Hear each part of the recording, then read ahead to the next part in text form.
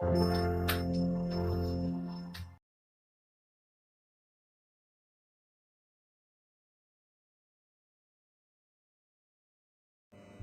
Friends, welcome back to my YouTube channel study art hub. So आज discuss करने वाली हूँ दिसंबर 2015 थर्ड क्वेश्चन पेपर। एक्चुअली मुझे क्वेश्चन पेपर अरेंज नहीं हो पाए थे दिसंबर 2015 के, तो मैंने बुक से ही आपके सामने क्वेश्चंस रिप्रेजेंट कर रही हूँ। अभी तक जितने भी एग्जाम्स हुए हैं regarding to visual art JRF previous year question paper की लिंक आपको डिस्क्रिप्शन बॉक्स में मिल जाएगी, ज़रूर विजिट कीजिएगा। मोस्ट इंपॉर्टेंट क्वेश्चन है, इवन आप फ्रेशर हैं तो आप सिलेबस बहुत अच्छे से रीड कीजिए, उसके बाद क्वेश्चंस पेपर को सॉल्व कीजिए। इवन क्वेश्चंस पेपर सारे ही इम्पॉर्टेंट हैं, सारी ईयर का क्वेश्चंस पेपर सॉल्व कीजिएगा, उससे आप एनालाइज कर सकते हैं कितने क्वेश्चंस रिपीट हो रहे हैं। देखिए क्वेश्चन फर्स्ट है स्क्रीन पर। रविंद्रनाथ चक्रवर्ती ने एक water colour wood cuts boards on Padma का सृजन किए थे 1936 में। और ये वाला क्वेश्चन काफ़ी बार पूछा गया, इससे पहले पूछा गया था कि बोर्ड्स ऑन पद्म किसकी है, रविंद्र चक्रवर्ती की। कास्ट उत्कीर्णन जिसे बोलते हैं वुड इंग्रेविंग, कास्ट फलक के अंतिम छोर पर किया जाता है, दैट मीन्स इंड ग्रेन वाले वुड पर। भारत में इंटैग्लियो छापा चित्रण प्रारंभ किया था बार्थलोम ने भारत में इंटैग्लियो प्रिंटिंग का स्टार्टिंग किए। इंटैग्लियो में 7 प्रोसेस होता है, plate engraving, dry point, etching, aquatint, mezzotint and viscosity. Gaganendranath Tagore, Mukul Chandra Dey, Mahendra Pandya एवं चंचल बनर्जी में से एक ग्राफिक कलाकार नहीं है। जैसा कि आपको पता है कि गगनेन्द्रनाथ टैगोर पहली बार इन्होंने लिथोग्राफी घनवादी कला आंदोलन से फेमस रहे हैं। मुकुल चंद्र डे इन्होंने भारत में एचिंग टेक्निक का इन्वेंशन किए हैं। चंचल बनर्जी ने भारत में पहली बार वुड कट का इन्वेंशन। और महेंद्र पांड्या एक फेमस मूर्तिकार हैं। इस तरह के क्वेश्चंस में मैं आपसे रिक्वेस्ट करूंगी कि आप जेआरएफ का सिलेबस ज़रूर देखिएगा। इवन मैंने इंपॉर्टेंट सिलेबस जेआरएफ सिलेबस के साथ इंपॉर्टेंट टर्म भी डिस्कस की हूँ कि कौन कौन सा ऐसा चैप्टर है जो स्कोरिंग मार्क्स है, कौन सी यूनिट ऐसी है। सो वीडियो ज़रूर देख लीजिएगा। इवन आपको लिंक डिस्क्रिप्शन बॉक्स में भी मिल जाएगा सिलेबस का। नेक्स्ट देखिए, धसे हुए क्षेत्र में छापा चित्रण प्रक्रिया से की जाती है। धसे हुए क्षेत्र, देखिए एक 2 शीट हमने लिया, ये मेटल की शीट है और ये वुड या फिर लिनोकट की। लिनोकट और वुड में क्या करते हैं, ये ऊपर की तरफ अंदर वाला इंग्रेव करते हैं, ऊपर से प्रिंट लेते हैं। और यहाँ पर क्या करते हैं, इंटैग्लियो में ये अंदर के प्रोसेस, यहाँ पर इंक फिल होती है और ये वाली प्रिंटिंग, इस एरिया में कोई भी इंक वगैरह यूज़ नहीं करते। इंक लगाई जाती है, जब ये अंदर फील हो जाती है तो ऊपर के सरफेस को क्लॉथ से क्लीन कर दिया जाता है।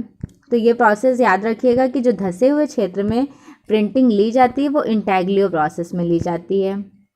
एक छापाकार नहीं है, कौन छापाकार नहीं है, Raja Ravi Varma he was a famous artist. Even इन्होंने ओलियोग्राफी प्रिंटिंग मशीन लगाई थी, ओलियोग्राफी प्रिंटिंग मशीन, ठीक है। छापाकार नहीं है लेकिन प्रिंटिंग मशीन लगाते हैं, जिसमें इन्होंने 1894 में first print birth of Shakuntala ready किए। पुनर्जागरण कालीन चित्रकार ने बिटवीन फॉर्म का आविष्कार किए, लियोनार्डो दा विंसी ने। चौर पंचासी चित्रित पांडुलिपि है, पूर्व मेवाड़ शैली में चित्रित किया गया। आर्ट एंड क्राफ्ट आंदोलन का नेतृत्व किया था विलियम मॉरिसन ने। प्रसिद्ध महिला पुनर्जागरण कालीन कलाकार थी, प्रसिद्ध महिला पुनर्जागरण कालीन कलाकार हैं आर्टिस्ट आर्टेनेशिया जेटिलेस्की, दक्षिण में देश प्रवृत्ति प्रारंभ किसने किया था, केसीएस पानिकर ने 1966 में चोलामंडल ग्रुप की स्थापना किए थे।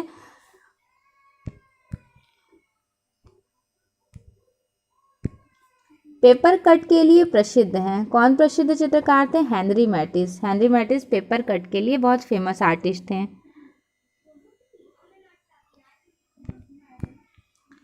फ्लोरेंस कैथेड्रल के गुंबद का प्रमुख वास्तुकार कौन था, फिलिप्पो ब्रूनेलेस्सी। मंदिर वास्तुकला पर मध्यकालीन ओडिशा संस्कृति ग्रंथ का नाम शिल्प प्रकाश। मिराक मिर्ज़ा ग्यास मुख्य वास्तुकार थे। हुमायूं के मकबरे, हुमायूं के मकबरे में डबल डोम दोहरी गुंबद का यूज़ किया गया था। ठीक है, और हुमायूं का जो मकबरा है ये किसने डिज़ाइन किया? अकबर के टाइम में ये बनवाया गया था। इनकी मिसेस वाइफ हमीदा बानो बेगम ने बनवाया है। मिराक मिर्ज़ा ग्यास डिज़ाइनर थे। और मिराक मिर्ज़ा ग्यास कौन थे? जहांगीर की मिसेस थी नूरजहां, उनके फादर थे मिराक मिर्ज़ा ग्यास। इनको अतामुद्दौला की उपाधि मिली है। जहांगीर ने इनको अतामुद्दौला की उपाधि दिए थे। The development of Hindu iconography पुस्तक के लेखक कौन थे? जितेंद्रनाथ बनर्जी। भीम की चौरी जो गुप्तकालीन मंदिर अवस्थित है दारा मुकंदरा कोटा में, और ये किस टाइम ड्यूरेशन की है? याद रखना है आपको, गुप्तकालीन है, गुप्त टाइम का है, गुप्त काल का। मनियार मठ अवस्थित है राजगीर में, गुप्त काल का ही है मनियार मठ भी, जो राजगीर में है। मशहूर विज्ञापन मोलिन राग को रूपांकित किए थे तुलुज लोत्रे। प्रथम बार के लिए पूर्ण रोमन टाइप फेज को विकसित किया था निकोलस जैनसन ने। एक टैग लाइन का रूप जाना जाता है पंच लाइन के नाम से। ऑफसेट प्रिंटिंग में इमेज रिप्रोड्यूस होता है यथार्थवाद, वही दैट मीन्स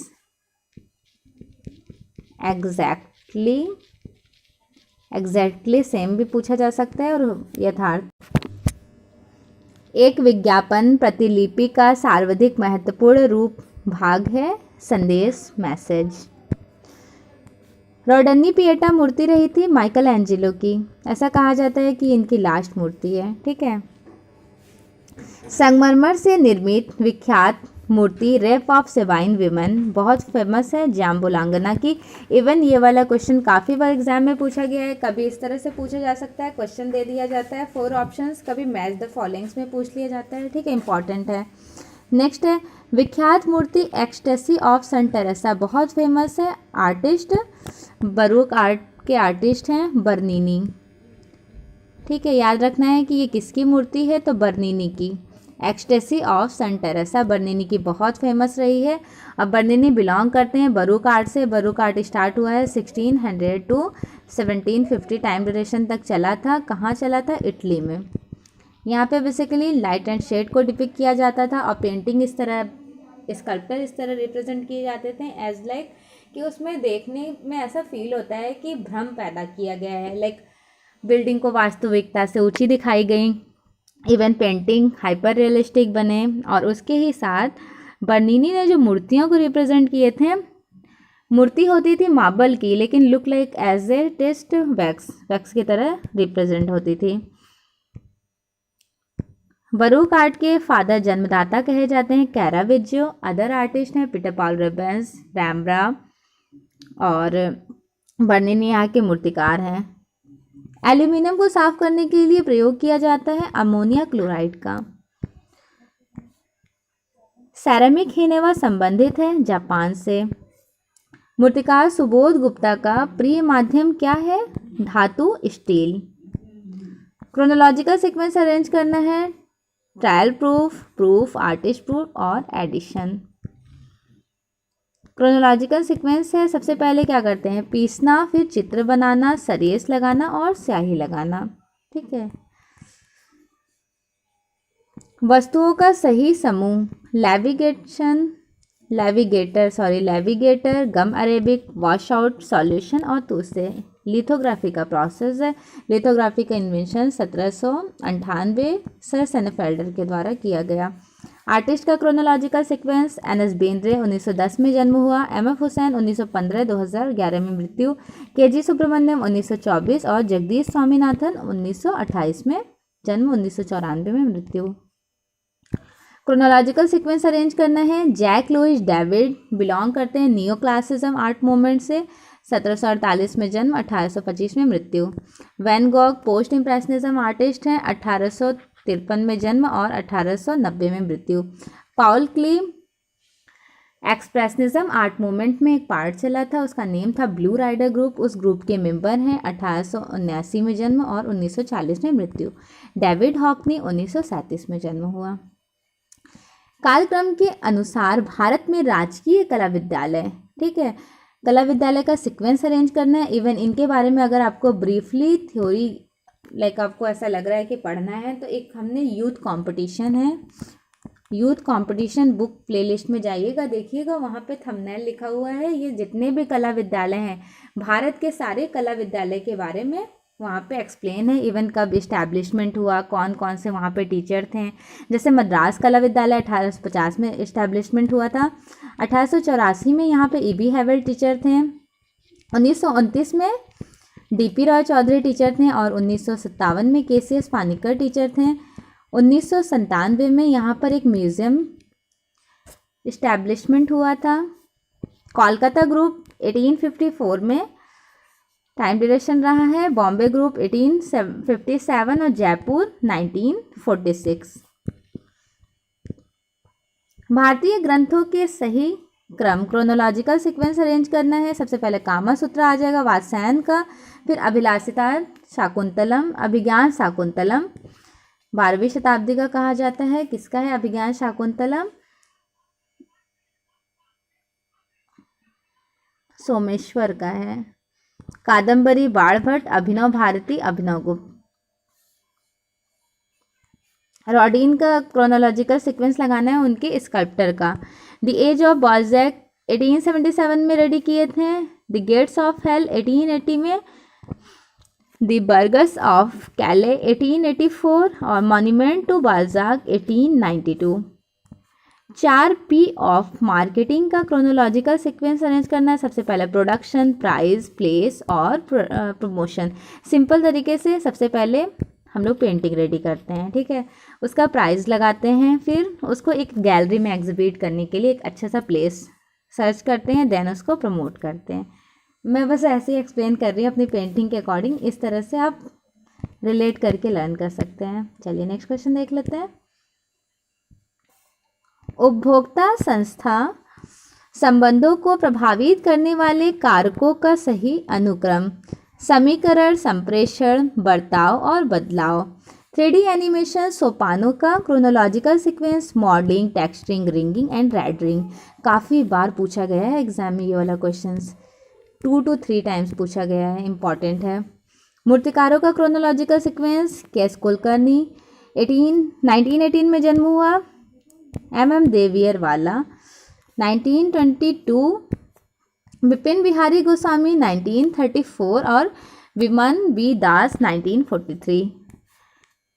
स्कल्प्टर बताना उसका क्रोनोलॉजिकल सीक्वेंस। मूर्तिकला का सबसे पहले होता है मुखाभ्यास, श्रृंगार, टॉयलेट, फिर दब्बुल। मूर्तिकला के सही क्रोनोलॉजिकल सीक्वेंस, देखिए टॉयलेट बहुत फेमस है शांको चौधरी का और दब्बुल है राघव कन्हैया का।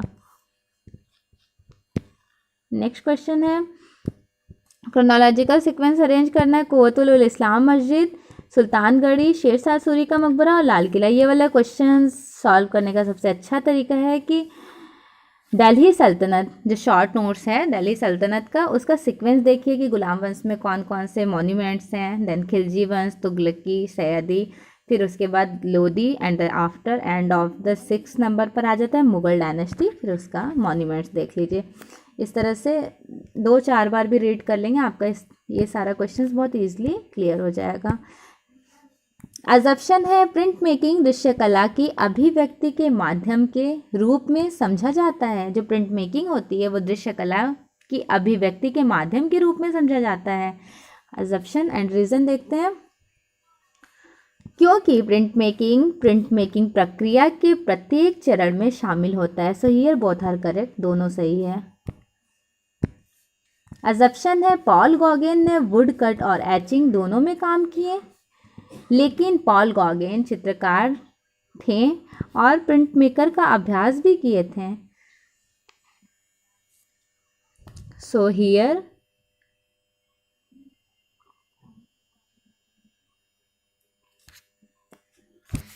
बोथ आर करेक्ट, दोनों सही है। प्रिंटिंग लेख और चित्रों का पुनर्लेखन की केवल मुख्य प्लेट के प्रयोग करने की प्रक्रिया है। प्रिंटिंग लेखन जो होता है और चित्र का पुनर्लेखन केवल मुख्य प्लेट का प्रयोग करने की प्रक्रिया है, तो अजम्पशन तो बिल्कुल करेक्ट नहीं है। ठीक है, अब रीज़न देख लेते हैं। क्योंकि प्रिंटिंग प्रक्रिया में बहुत भिन्नताएं देखी जा सकती हैं। So here both are wrong, दोनों गलत है। अजम्पशन है फ्रेस्को सैको की तुलना में फ्रेस्को ब्यूनो में रंग अधिक टिकाऊ होता है। फ्रेस्को सैको की तुलना में जो फ्रेस्को ब्यूनो होता है वो बेस्ट होता है। अजम्पशन बिल्कुल सही है। अब रीज़न देख लेते हैं।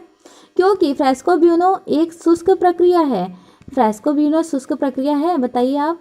बिल्कुल नहीं है। फ्रेस्को ब्यूनो जो है वो वेट ऑन वेट प्लास्टर पे किया जाता है, तो शुष्क सूखी भित्ति पे नहीं किया जाता है, गीली भित्ति पर।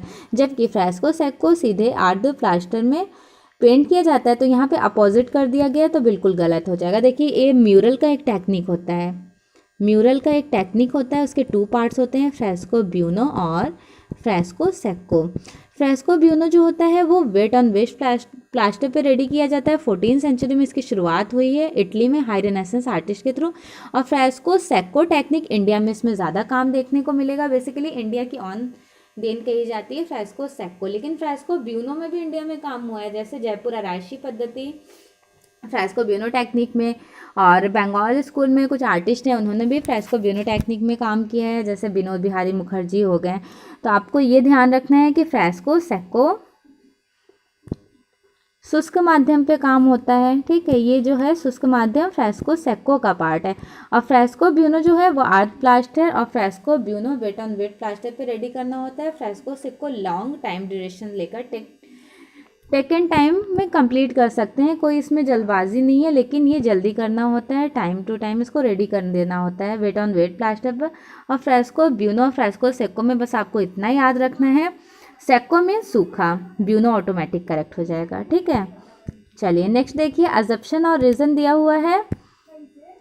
अभिव्यंजनावाद वैसी कला शैली है जिसमें प्रारूपों का विरूपण होता है। अजम्पशन बिल्कुल सही है, क्योंकि इसमें कलाकारों को वास्तुपरक यथार्थ के बदले आत्मपरक मनोभाव व्यक्त करने की स्वतंत्रता होती है। So here both are correct. Assumption and reason दोनों सही है। अजम्पशन है पुनर्जागरण काल में परिप्रेक्ष्य एक महत्वपूर्ण चित्र त्रिआयामी दृश्य तत्व के रूप में उभरा। अजम्पशन बिल्कुल करेक्ट है। पुनर्जागरण काल के कलाकारों ने चित्र अवकाश के त्रिआयामी सृजन करने के लिए परिप्रेक्ष्य का प्रयोग किए थे। So here both are correct. देखिए, अब मैं थोड़ा सा एक्सप्लेन कर देती हूँ परिप्रेक्ष्य के बारे में। इंग्लिश में बोलते हैं पर्सपेक्टिव। ठीक है, इंग्लिश में क्या बोलते हैं? पर्सपेक्टिव बोलते हैं। सपोज पर्सपेक्टिव को 2 पार्ट्स में डिवाइडेड किया जाता है, इसके 2 भाग हैं। परिप्रेक्ष्य के कितने भाग हैं? 2 भाग हैं। एक है लाइनर पर्सपेक्टिव जिसे बोलते हैं रेखीय परिप्रेक्ष्य, दूसरा है एरियल पर्सपेक्टिव जिसे बोलते हैं वायवीय परिप्रेक्ष्य। सबसे पहले मैं लाइनर पर्सपेक्टिव के बारे में एक्सप्लेन करूंगी। लाइंस के थ्रू जिस पेंटिंग को कंपोज करते हैं, स्केचिंग के थ्रू, सिंपल तरीके से जब आप रेलवे स्टेशन जाते होंगे, मार्केट जब जाते होंगे तो मार्केट का व्यू देखते होंगे, बिल्कुल पर्सपेक्टिव में लाइंस के थ्रू जो डिपिक्ट होता है वो हो गया रेखीय परिप्रेक्ष्य। सेकंड है हमने कोई प्यारा सा लैंडस्केप बनाया, दैट मीन्स कोई प्राकृतिक दृश्य। ठीक है, बहुत प्यारा, और कलर्स के थ्रू इसको रिप्रेजेंट कर रहे हैं। पास की चीज़ें क्लियर रहेंगी, दूर में ब्लू कलर्स या ग्रेश कलर से ब्लरिश इफेक्ट देंगे। जो कलर्स के थ्रू पर्सपेक्टिव दिखाई जाती है वो होता है एरियल पर्सपेक्टिव। अजम्पशन है यह सर्वमान्य है कि भाव और रस परस्पर संबंध है। रीजन में पूछा जा रहा है क्योंकि समस्त कलाओं का लक्ष्य रस निष्पत्ति के प्रयोजन के लिए अंततः भाव चित्र का सृजन करता है। So here assumption and reason both are correct, दोनों सही है।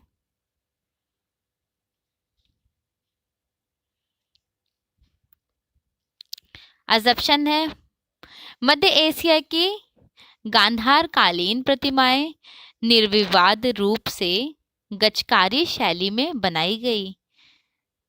अजम्पशन बिल्कुल गलत है। रीजन देख लेते हैं, क्योंकि गचकारी शैली सर्वाधिक आघात वर्ध्य प्रकृति की होने के कारण इसमें कलाकारों को विवरणों को उद्घाटित करने की अधिक गुंजाइश होती है। सो हियर अजम्पशन देखिए बिल्कुल गलत है और रीजन सही है।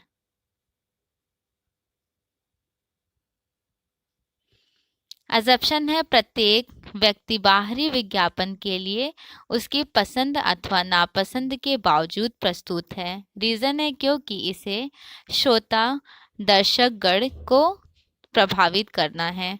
So here assumption and reason both are correct, दोनों सही है।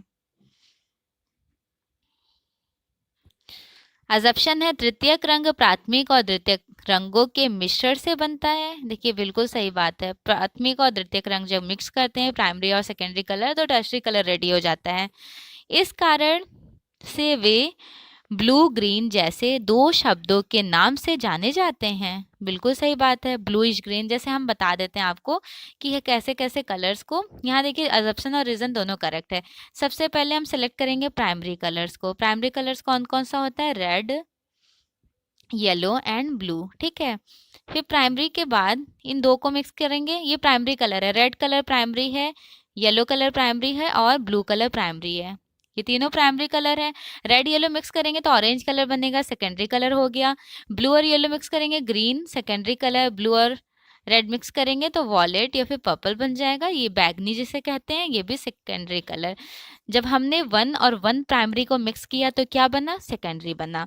अब 1 प्राइमरी और 1 सेकेंडरी को मिक्स करेंगे तो क्या बनेगा? टर्शरी बन जाएगा। जैसे रेड और ऑरेंज मिक्स किए तो रेडिश ऑरेंज, येलो और ऑरेंज मिक्स किए तो येलोइश ऑरेंज। देखिए प्राइमरी को आगे रखना है, सेकेंडरी को पीछे रखना है। इस तरह से सर्कल्स में घूमिए, सारे कलर्स क्लियर हो जाएंगे। जब हम येलो और ग्रीन को मिक्स करेंगे तो बनेगा येलोइश ग्रीन, और ब्लू और ग्रीन को मिक्स करेंगे तो बनेगा bluish green.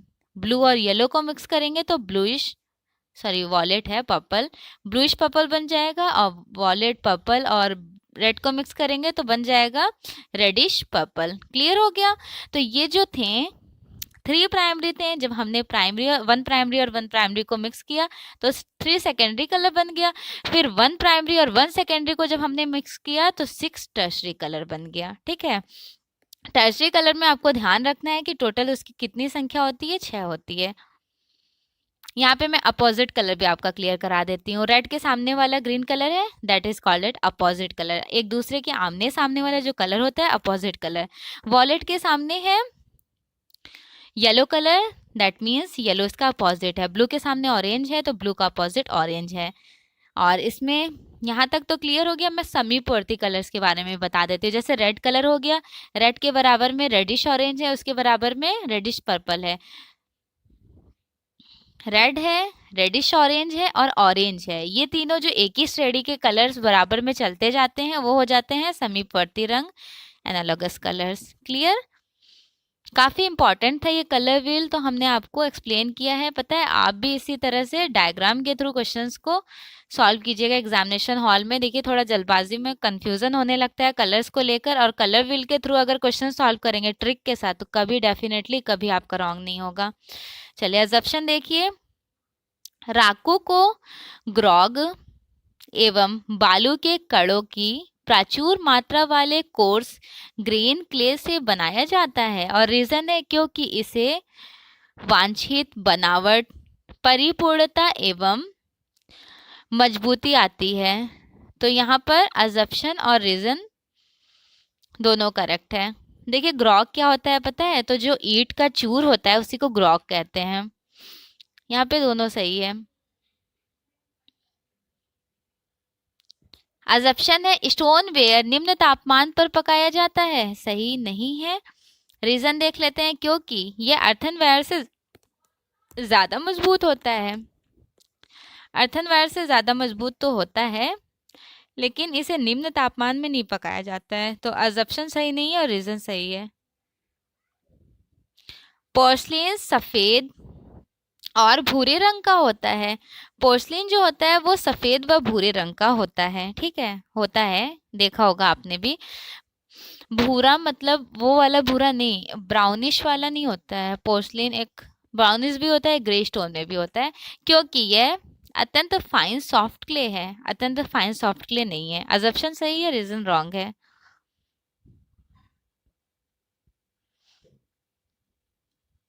Match the following वाले क्वेश्चंस हैं। जॉन गुटनबर्ग मूवेबल टाइप का इन्वेंशन किए थे 1450 एडी में। विलियम हैथर विस्कोसिटी प्रिंटिंग का इन्वेंशन किए थे एथेलियर 1926 में, ठीक है। उसके बाद 1950 में इसे कंटिन्यू किए थे कृष्णा रेड्डी। सर सेनेफेल्डर ने लिथोग्राफी का इन्वेंशन किए 1798 के टाइम ड्यूरेशन में। हरक्यूलस सैगर्स पहला कलर प्रिंटिंग का प्रयोग किया गया था इनके द्वारा, कलर्ड प्रिंटिंग का। गम सॉल्यूशन यूज करते हैं लिथोग्राफी में। रॉकर का यूज करते हैं हाफ टोन के लिए मेजोटिंट में। मेजोटिंट में किसका किसका यूज करते हैं? रॉकर और रोलेट का, रॉकर और रोलेट का। तो याद रखना है आपको, रॉकर और रोलेट का यूज करते हैं मेजोटिंट में हाफ टोन के लिए। पीवीए होता है स्क्रीन प्रिंटिंग। ब्रेयर होता है वुड कट में यूज किया जाता है। ब्रेयर कुछ इस तरह से होता है जिसको रबर रोलर भी कहते हैं। इस शेप में भी होता है, इवन इसका ये वाला भी शेप होता है, दोनों तरह का होता है। रबर रोलर भी कहते हैं। ब्रेयर को यहाँ पे क्या करते हैं, इंक को लगाते हैं और प्रिंट ले लेते हैं स्क्रीन पर लगाने के बाद। जो स्क्रीन होता है मेटल का, ये वुड का। प्लानोग्राफी जो होता है लिथोग्राफी का ही पार्ट है। सांचा अपनी मौलिक सतह को रख लेता है। स्टेंसिल स्याही स्क्रीन के द्वारा दबाई जाती है। स्टेंसिल्स मतलब ऊपर से कोई स्टेंसिल रखेंगे, फिर ऊपर इंक लगाएंगे, तो जब स्क्वेजी से प्रेस करेंगे तो स्याही हमारे पेपर पे पेस्ट हो जाएगी। कोलोग्राफी बुनावटी वस्तुएं छपाई सांचे का अवलंब करती हैं। वुडकट खंड छपाई की पद्धति है। सेलिब्रेशन बहुत फेमस है तैयब मेहता की। कबला MF Husain. Time image Arpana Kaur. A hesitate touch Jatin Das. Bauhaus विमर Nagar German में है। 1999 वॉल्टर ग्रोपियर फाउंडर कहे जाते हैं। यहाँ पर वॉल्टर ग्रोपियर ने वेस्ली कंडेंस्की को इनवाइट किए थे एज ए टीचिंग के लिए। इवन पॉल क्ली को भी। राष्ट्रीय संग्रहालय 1954 न्यू दिल्ली में है, नेशनल म्यूजियम कहते हैं। कोबरा ग्रुप 1948 नीदरलैंड में शुरू हुआ था, हॉलैंड और डच कहा जाता है। कोबरा ग्रुप में अर्नेलियन आर्टिस्ट हैं। और पैक ग्रुप 1947 या 48 के टाइम ड्यूरेशन में FN सूजा फाउंडर कहे जाते हैं। FN सूजा फाउंडर हैं, जन्मदाता।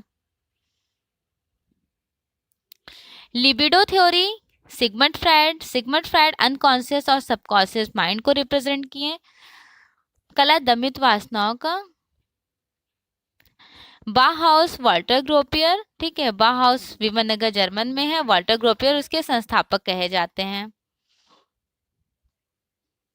फॉर्मलिज्म थ्योरी किसने दी थी? क्लाइव बेल ने। Clive Bell foreigner like philosopher है। Readymade art Marcel Duchamp. कला आंदोलन के उनके लेखकों के साथ सुमेलित करना है। देखिए, रियलिज्म आर्ट मूवमेंट फाउंडर कहे जाते हैं गुस्टर कॉर्बेट। दादाइज्म आर्ट मूवमेंट ह्यूगो बाला और ट्रिस्टन तिजारा। घोषणा पत्र ट्रिस्टन तिजारा दिए थे, ह्यूगो बाला साहित्यकार थे। क्यूबिस्ट अल्बर्ट ग्लाइजे और जीन मॉन्टेजर। सुपरमैटिज्म काश्मीर मालविज। कलाकारों का उनके पेंटिंग के अकॉर्डिंग क्रोनोलॉजिकल नहीं, मैच द फॉलोइंग है। क्लाइमेट डक्कीज, देखिए क्लाइमेट बिलोंग करते हैं ग्यूस्टर क्लाइमेट। सिंबॉलिज्म आर्ट मूवमेंट से इनकी जो दक्कीस है ये पेंटिंग है, और दक्कीस स्कल्प्टर मूर्ति जो है ऑगस्ट रॉडिन की है, ठीक है, दोनों याद रखना है आपको। रॉडिन की मूर्ति है और क्लाइमेट की पेंटिंग है। इवन एग्जाम में इनसे रिलेटेड पेंटिंग दी हुई थी दक्कीस, उससे 5 ऑब्जेक्टिव क्वेश्चंस भी पूछे जा चुके हैं, लेकिन इंपॉर्टेंट है, इन फ्यूचर एग्जाम में पूछे जा सकते हैं, तो इनको याद रखिएगा। Henri Rousseau sleeping gypsy. Marc Chagall I and the village, Salvador Dali soft construction with boiled beans. लेखकों के साथ उनके सिद्धांत सुमेलित करना है। देखिए टॉल्स्टॉय की है theory of communication, Collingwood theory of imagination, Croce theory of expression and theory of institution. अभी एग्जाम में पूछा गया क्वेश्चन है 2000, अभी लास्ट ईयर एग्जाम में पूछा गया था कि थ्योरी ऑफ एक्सप्रेशन और इंस्टीट्यूशन किसकी थ्योरी थी? क्रॉचे की। हेगल की है classification of art. Newspaper, gadget space, double spread ad, magazine, packaging, brand name और सैंडविच बोर्ड आउटडोर। ब्रांड से रिलेटेड क्वेश्चंस था, ये एडवर्टाइजमेंट से रिलेटेड। अधिकतम पॉइंट साइज 72 पॉइंट, बढ़ते हुए इंटरलेंस, इनिशियल, साइफर, रेजोल्यूशन की इकाई डीपीआई, सचित्र, व्याख्यायित, पाठ, पिक्टोग्राम, स्लोगन का उसके सृष्टिकर्ता के साथ अरेंज करना है। 60 माइल्स प्रति घंटे से उचित स्वर वाली आवाज जो इलेक्ट्रिक घड़ी से रोल्स रॉयस में आती है। डेविड ओगिलवी को फादर ऑफ एडवर्टाइजमेंट कहा जाता है। याद रखिएगा, काफी बार एग्जाम में पूछा जा चुका है। फादर ऑफ एडवर्टाइजमेंट कौन है? David Ogilvy. वोडाफोन बिटल के लिए थिंक स्मॉल अभियान, विलियम बर्नबाख। प्रत्येक उत्पादन में अंतर्निहित नाटक होता है, लियो बर्नेट। इस उत्पाद को खरीदो और तुम इस विशिष्ट लाभ को प्राप्त करो, रॉजर रिवेस। राम किंकर बैच का बहुत फेमस है सांथाल फैमिली, नेक्स्ट चंद्र शैली रॉक गार्डन चंडीगढ़ में। धनराज भगत हॉर्स इन वुड्स में बनाया गया है। शांको चौधरी महात्मा गांधी कांस्य में बनाए थे।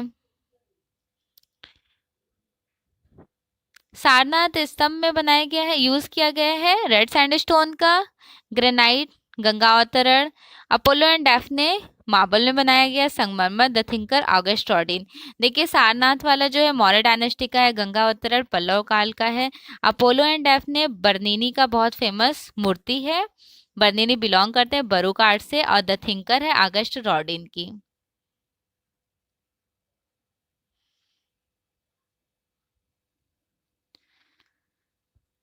सिर में पहनने वाले शक्वाकार रीति संबंधित लिबास, आओ ट्राइब नागालैंड।